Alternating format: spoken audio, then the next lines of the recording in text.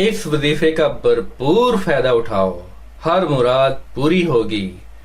अल्लाह आपकी हाजत और तमन्ना पर आमीन कहेगा, आजमा कर देख लो। अच्छी बात। आंसू और मुस्कुराहट दो अजीम तहाइफ हैं। अपने आंसू सिर्फ और सिर्फ अल्लाह के लिए अल्लाह के सामने बहाओ। अपनी मुस्कुराहट उसकी मखलूक पर नछावर करो।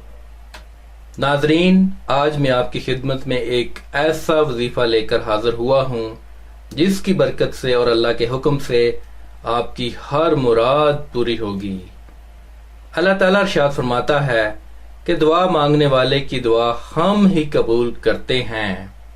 हमारे सिवा कौन है जो तुम्हारी दुआ को कबूल करे और तुम्हारी तकलीफ को दूर फरमाए। बेशक अल्लाह के सिवा कोई इबादत के लायक नहीं। इसी तरह हमें जब भी कोई हाजत तलब हो तो अल्लाह से मांगना चाहिए, क्योंकि वही है जो दुआओं को सुनता और कबूल भी फरमाता है।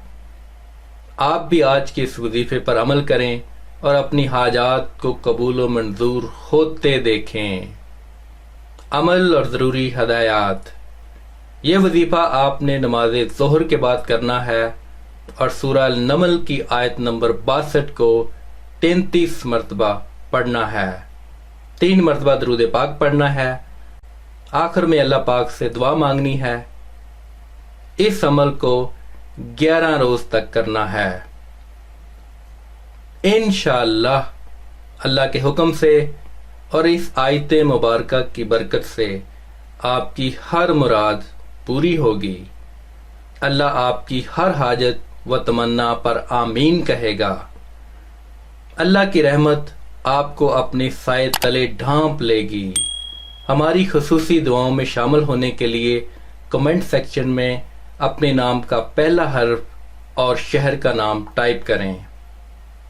अल्लाह हम सबको हमारी औकात के मुताबिक नहीं बल्कि अपनी शान के मुताबिक नेमतें अता फरमाए।